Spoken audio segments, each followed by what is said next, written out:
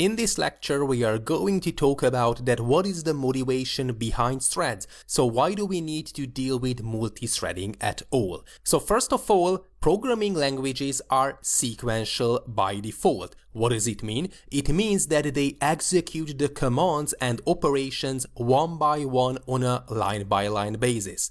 So what does it mean exactly? If we have the first operation, then it is going to be executed, then the next operation will be executed, then the third operation will be executed, and so on. So these operations are going to be executed one by one.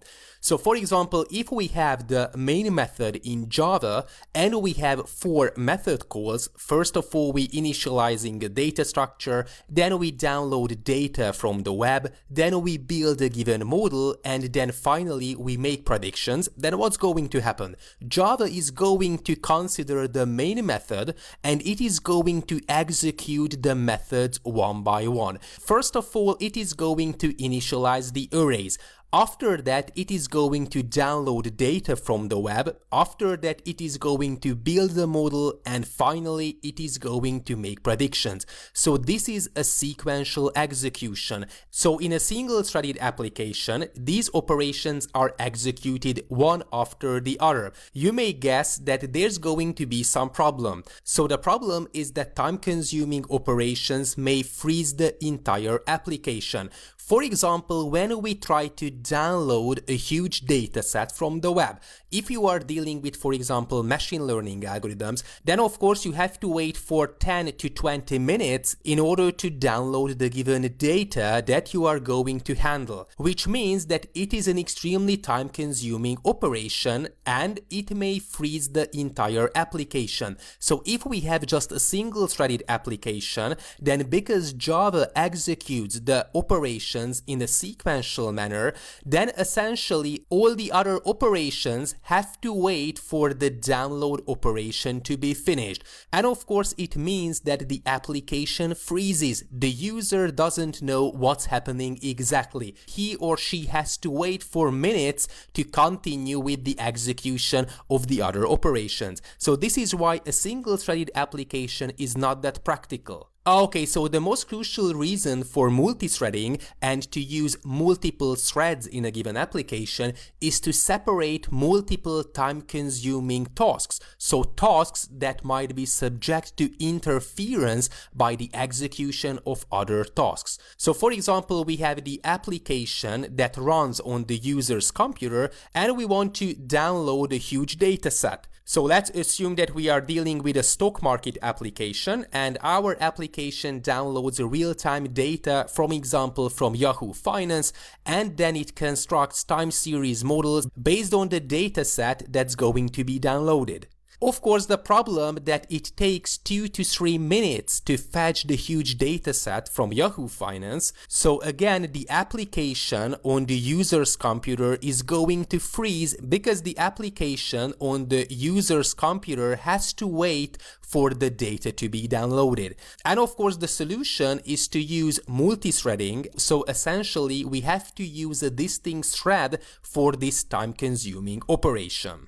A good example is copying directories. For example, I'm going to copy a huge directory, and as you can see, during this procedure, the operating system doesn't freeze, as you can see. So this is exactly why multi-threading is extremely powerful, because here this operation, as far as copying all the items are concerned, are handled by a different thread, which means that it is totally independent from the main thread. Of course, it is just for demonstration purposes, so I'm not going to finish the operation. Okay, so multi-threading is the ability of the central processing unit to execute multiple processes or threads simultaneously. You may pose the question that what are processes and what are threads? Both threads and processes are independent sequences of execution. Let's talk about them one by one. So first of all, there are processes. What is a process? A process is an instance of a program execution. So essentially, this is a fundamental unit of work in our operating system. For example, when you open a given software such as Paint, Excel, or Adobe Photoshop, for example, or a given web browser, these are distinct applications, and the operating system is going to assign a distinct process to every single application. By the way, the operating system assigns distinct registers, stack memory, and heap memory to every single process. So what does it mean exactly? That we have the given process, and within the given process, there are the registers, there is the so-called stack memory, there is the so-called heap memory, and so on. So these resources are associated with the given process. By the way, in Java, we can create processes with the help of the process builder class. By the way, in the command line, if you run the command task list, then it's going to show all the operating system related processes. As you can see, one process for the command line itself. There are several processes for every single Chrome. I use several pages in Chrome, so that's why there are several chrome.exe related processes, as you can see here as well. There's going to be a distinct process for Eclipse, I mean the integrated development environment for Java. So every single application you run, there's going to be a distinct process in the operating system. Every single process has a PID, so the process identification number. We can track the memory usage. As you can see, every single process uses some memory. So every single application and software is a distinct process. What's crucial that usually we are not dealing with processes, because creating a new process is quite expensive in the sense that we have to allocate registers, we have to allocate stack memory and heap memory.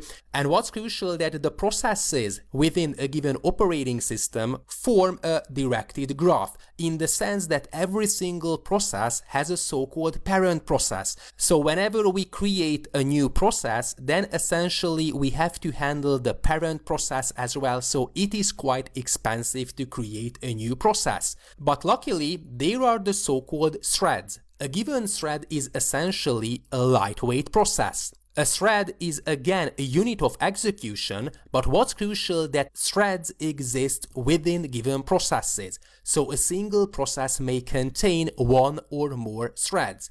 And every single thread in a given process shares the memory and resources of that given process, and this is why programmers have to deal with concurrent programming. So what does it mean exactly? That we have the given process with the given resources. This is what we have been talking about a few minutes earlier, that every single process has its own registers, stack memory and heap memory, and every single process may contain one or more threads. So we have the first thread, we have the second thread, we have the third thread, and we can create as many threads associated with a given process as we want. So why is it so powerful? Because creating new threads require fewer resources than creating new processes. You may guess that creating a new thread is quite easy because we don't have to deal with the parent of that given process, we don't have to allocate new registers. So this is why threads are so-called lightweight processes. Creating a new thread is way more easier and require fewer resources than creating new processes. On the other hand, each thread in a process shares the stack memory, the heap memory, and all the other resources, so this is why dealing with multiple threads is not that easy. Okay, so in this lecture we came to the conclusion that why is it so crucial to use multiple threads? Because we want to avoid our application to freeze, so this is why it is advisable to use multiple threads for time-consuming operations. And then we came to the conclusion that because multiple threads exist within a given process and each thread in the process shares the memory, this is why we have to deal with concurrent programming, because of course the content of the memory, for example, may become inconsistent. The first thread can manipulate the memory, the second thread can manipulate the same memory location, the third thread can manipulate the same memory location, and so on. So this is why we have to make sure that the data we are storing within a given process is going to be consistent. So this is why we have to deal with synchronization, this is why we have to deal with concurrent programming, and so on. In the next lecture we are going to talk about the time slicing algorithm. Thanks for watching.